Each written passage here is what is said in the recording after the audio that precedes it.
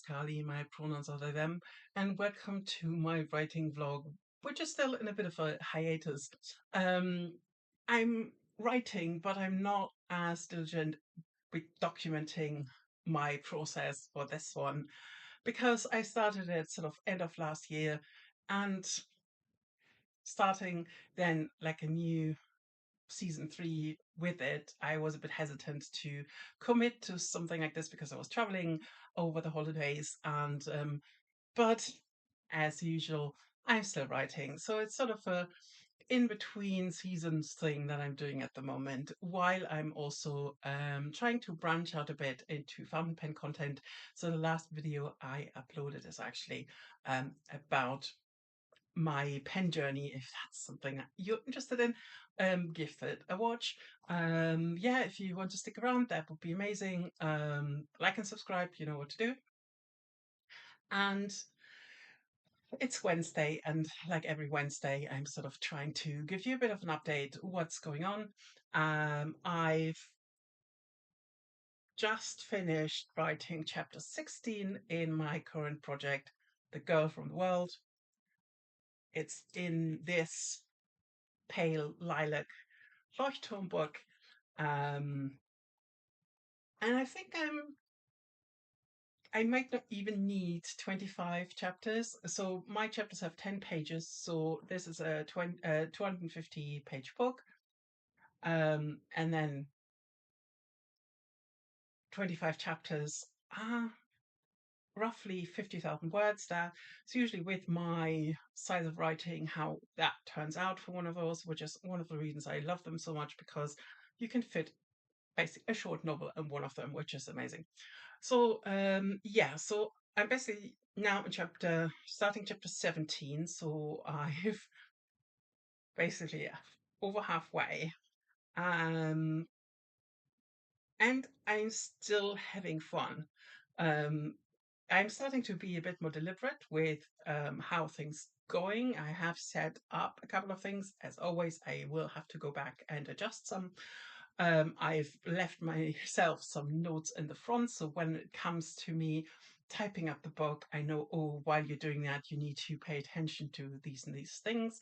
Also, what I usually do is that once when I finish a chapter, that I leave myself a little note, or in the next chapter, we want to start with this and this.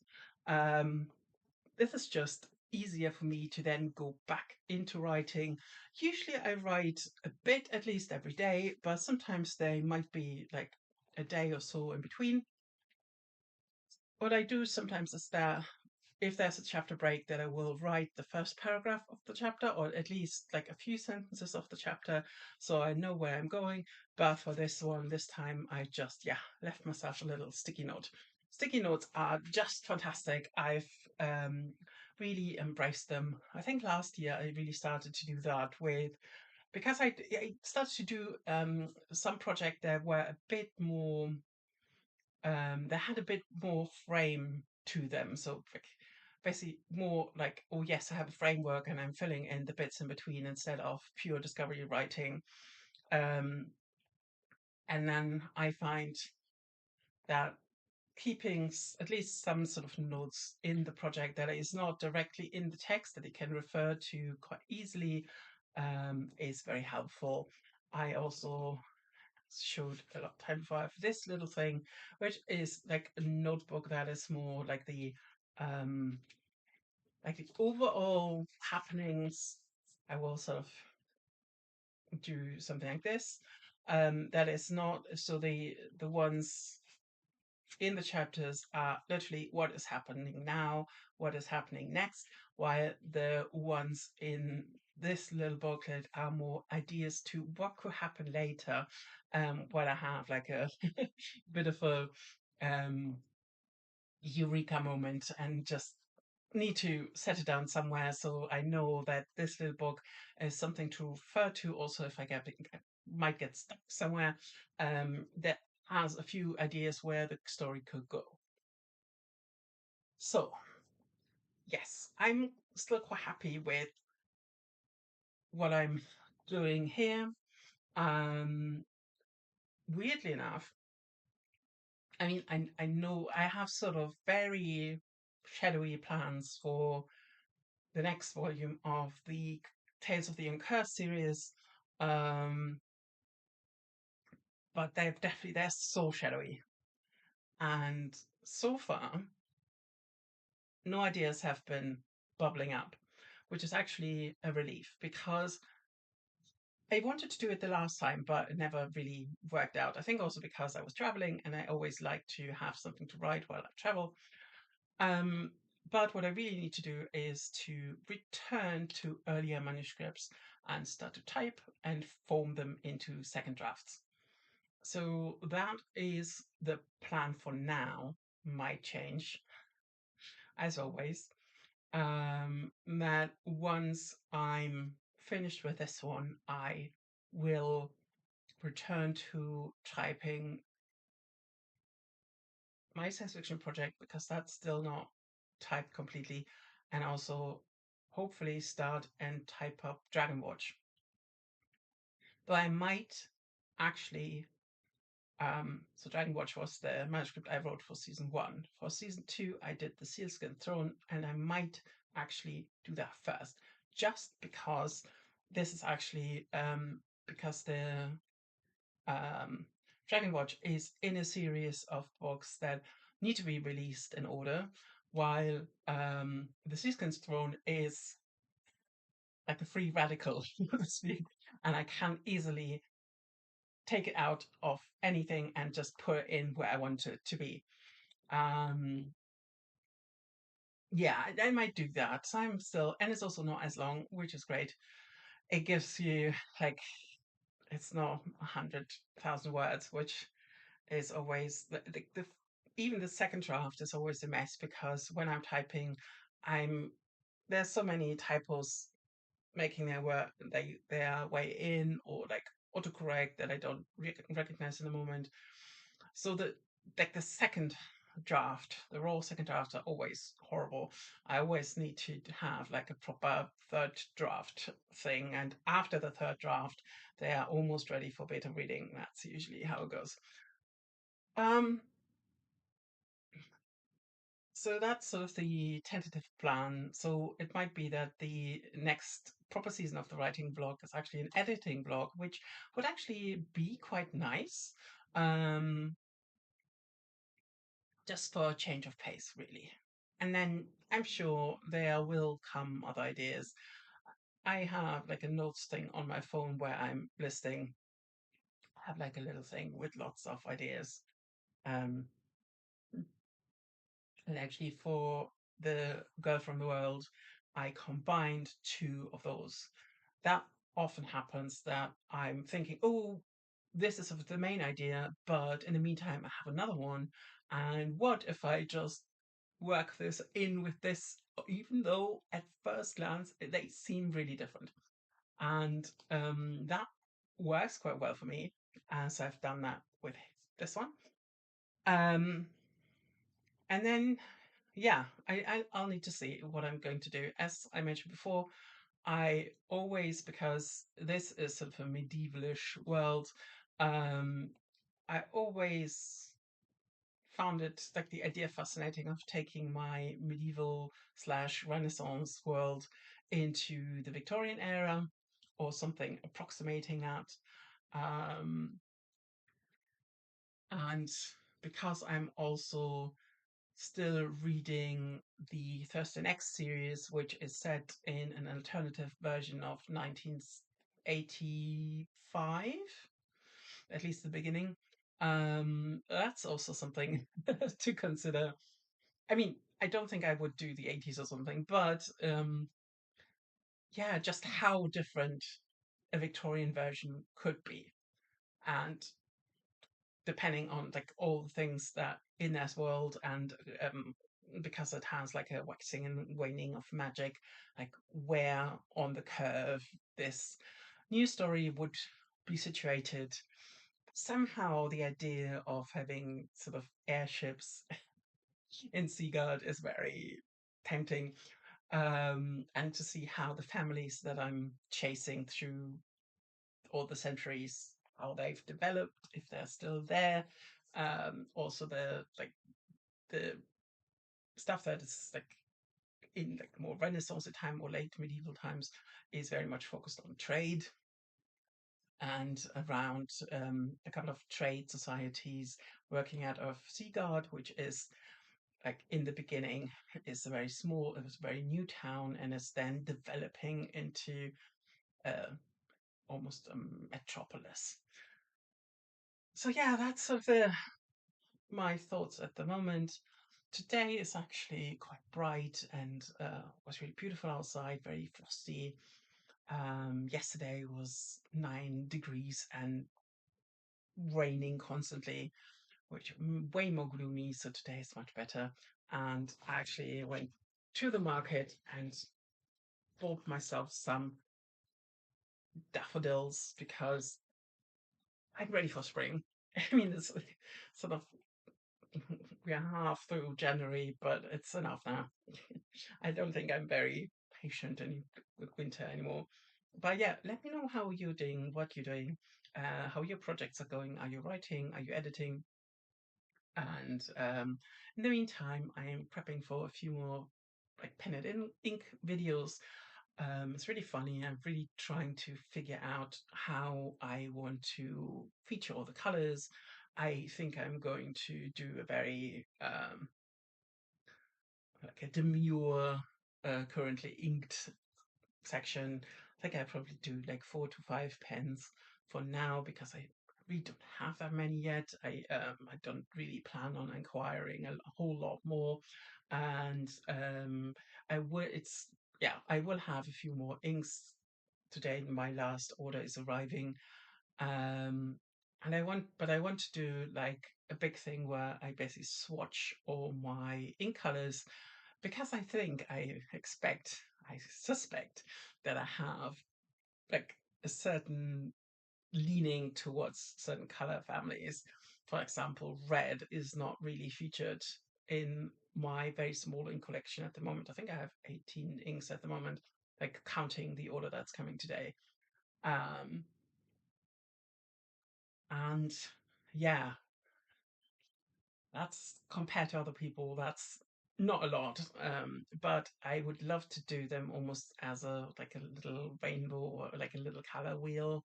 I don't know. I don't think I can do the wheel thing. That might just require a bit too much brain space. But what's really funny is that while I'm sitting here, I'm just talking to you with my mess in the background, and that's okay. But if I have to film, talk, and do ink stuff, it's just really getting complicated for my brain. So I might need a few do-overs. And if I'm certain there will be a few episodes until I get it right. I might change methods, I might change instruments. It's all part of the learning process, all part of my brain latching onto something that it wants to learn, which is both a joyful and a bit of a scary experience. Um, the reason why I'm indulging myself here a bit is because this is so connected to the writing as such. I did some calligraphy um, exercises yesterday evening. I realized I have a big problem with writing slowly and deliberately, which shouldn't have come that unexpected, but it sort of was. I really was getting impatient and almost angry that if I wanted things to look prettier, I couldn't scroll because usually when I'm writing, my hand needs to keep up with my brain, so it was quite fast. And then deliberately slowing down and forming the letters was, to be honest, really exhausting. And then I tried to write a short passage, transcribe it from Jane Austen's Northanger Abbey, because that's my favorite Jane Austen novel. And I always wanted to do a bit more of a deep dive into it, and transcribing like brings you so close to the text. So this is why I chose it. And I did 3 different versions. One where it's really almost calligraphy like, It looks horrible because it's just too fussy and it's not very pretty because I'm getting impatient. I can see that I'm getting impatient, and then the last letters. And then the next one is a bit more like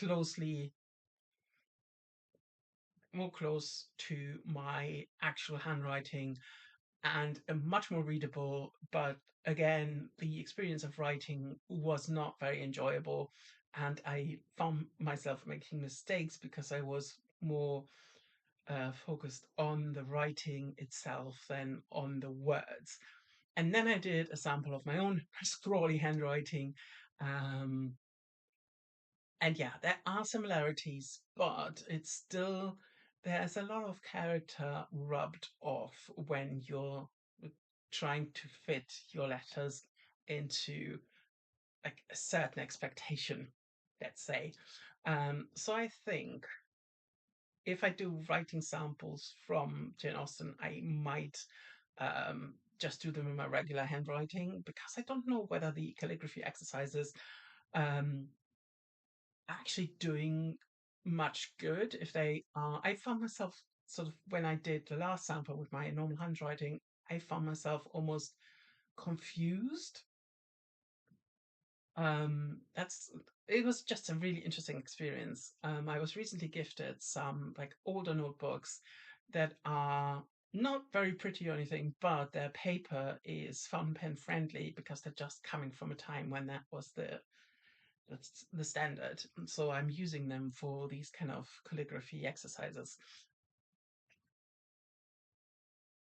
And yeah, that was um just a bit weird. I think I want to do some, maybe more in sort of the ornamental region, not uh just doing cursive. So basically I tried to follow the rules that I had been given in school, um, the samples, and was very uncomfortable. And I remember that I have always been, yeah, I always was in trouble somehow for not writing prettily enough. Which I, when I look back at samples of my first handwriting, I realize that that looks very close to my father's handwriting. And I wonder if that's something to do with gender expectation. Might be. Um, but it's also fun because I wrote a few Christmas cards this year because the postage from the UK to Germany has gone up massively. I've written them and then posted them when I was in Germany. And I've already said I might just not do Christmas cards next year. I might write something like a general Christmas card, photograph it, and then send it via email. Because every year I'm getting lots of comments. Oh, we couldn't read all of it. It's sort of the yearly Christmas puzzle. Um, I think that's almost that happens also when you write so much that um, your handwriting becomes so personal that there are just a few people can read it really. And because we're not really trained to read handwritten text anymore, I think our brains don't fill in stuff that easily. Um, I usually, when I'm reading writing samples from, let's say, the 18th century, when sort of it becomes a bit easier to decipher, my brain does an awful lot of filling in. Because I think I'm still sort of more in tune with reading handwriting, but I can totally understand why people would find my handwriting really difficult to read. I find it difficult to read sometimes because, as I said, it's mainly keeping up with the thoughts, and then it's all about speed, and legibility can take a bit of a like back seat, which is why when I'm wanting to do like ink inspiration, legibility is going to be one of the criteria I'm looking for. So yes, I've blabbered for 20 minutes. I hope you have a good week. Let me know what you think about like the new topics. Is that something you had never considered, even remotely interesting? I mean, for me, it's, as I said, connected with my writing anyway. So this is why it's a natural branch out into that area. But it might not be for you. You might have a totally different setup at home. Um, you might prefer to do things a totally different way, and I'm always really fascinated by writing processes and how different they are, and how some people plan everything and have sort of also for their personal life like a rigid, that sounded judgy, that's not what I mean, like a very um planned out system in place, while if I plan too much, I get really overwhelmed and caught up in the little details that don't really matter that much, which is also why I don't really want to track a lot of things. A friend gave me a reading journal for my birthday, and so I might have mentioned that already, but I will try this for a year and then see whether I want to make my own reading journal for next year and see what kind of sections I've actually used in this. Because obviously, if it's pre set up, it's not really personalized. It's more what people might find useful. And some of the things I don't really want to track. I don't want to comment. I don't really look for quotes from books, for example. That's not something I've paid attention to. I've done it for the first few ones, but it sort of stresses me out to be on the hunt for a good quote. So I don't think I'm going to do that going forward. So these kind of things are really interesting. Now, some people prefer having huge amounts of planning things to fill out. And me, I know I am getting really anxious when I'm tracking, when I'm planning too much. Especially as my 9 to 5 is very about scheduling and tracking and things. So it's finding like a balance with your real life where you don't may not want to do that much. Long story short, let me know how you're doing. Thank you so much for watching, and goodbye.